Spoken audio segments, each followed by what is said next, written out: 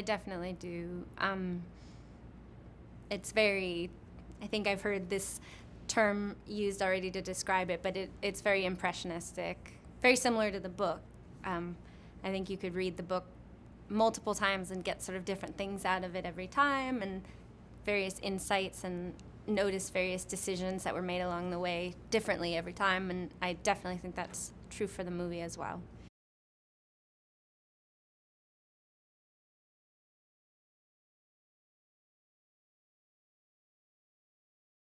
I did, yeah. We were friends prior to this.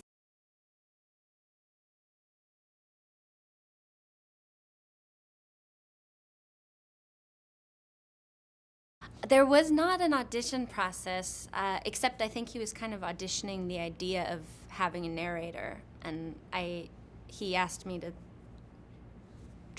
basically try out the idea for him. He sent me some little pieces of what would end up being the narration and asked me to record myself talking into my phone, trying them out and sending them back and forth. And I think he was sort of just deciding whether he thought that that would serve his story, and eventually, asked me if I would come to the table read. He didn't even ask me if I'd be in the movie. He was just like, come to the table read.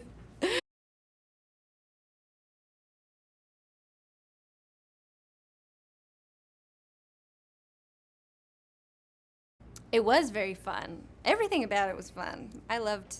It wasn't a part of any of that work I didn't love.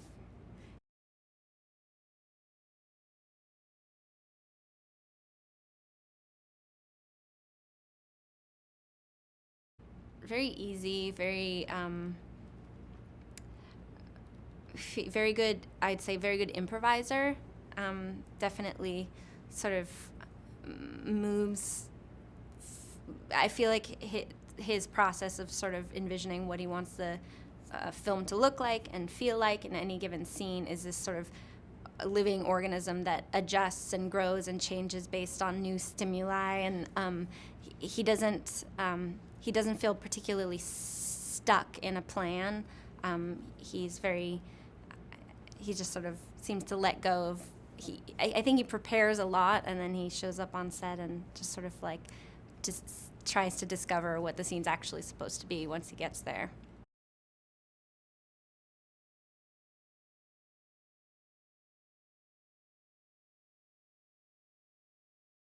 I think so, and it's probably the mark of one aspect of Paul's genius as a director, is I'm sure he spends countless hours planning those moments and preparing for them, but somehow he's able to balance that with a real ability to adjust and change, make decisions on the spot.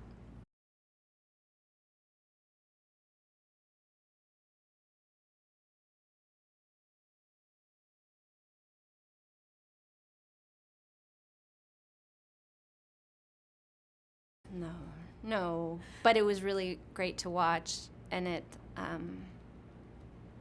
really helped me. Him being great helps everything around him be better. In a scene, someone like me who's not particularly experienced and felt like I didn't know what I was doing the entire time, his incredible commitment and skill sort of, pulled me in to feeling like the reality of what we were doing, I guess, believing it.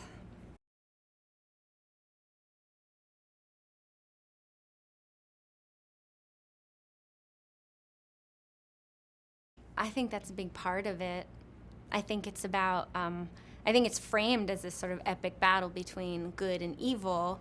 And then I think, although the film references these sort of classic dark moments of the early 70s, you hear about the Manson family and the drugs getting harder and people dying of overdoses, and I don't think the movie actually discusses Altamont, but there are these, these dark events, Vietnam obviously, that sort of the movie is under the specter of these dark events, but I actually think what feels more to be the theme of the movie is sort of like this insidious darkness that's creeping in, that the things that the hippie movement and the free love movement sort of embraced as their ideals and what mattered most to them are getting corrupted. And I think commercialism is a huge part of that. I think things being co-opted and used to sell products, and like you have like Bigfoot Bjornsson saying things are groovy and like a commercial, and I think there's this overall sort of complete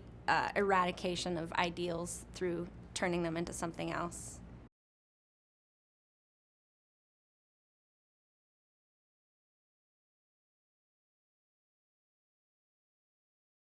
I mean, one thing that's amazing about the film is it's very much a Paul Thomas Anderson movie, but it also is an incredibly faithful projection and realization of the book. So the tone of the movie is Pynchon. I would just describe it as, this sort of magical realist comedy, tragicomic sort of political comment that is written in a mixture of incredibly complex, gorgeous language and this sort of colloquial Pynchonian surfer talk that's just sort of this amazing Pynchon thing.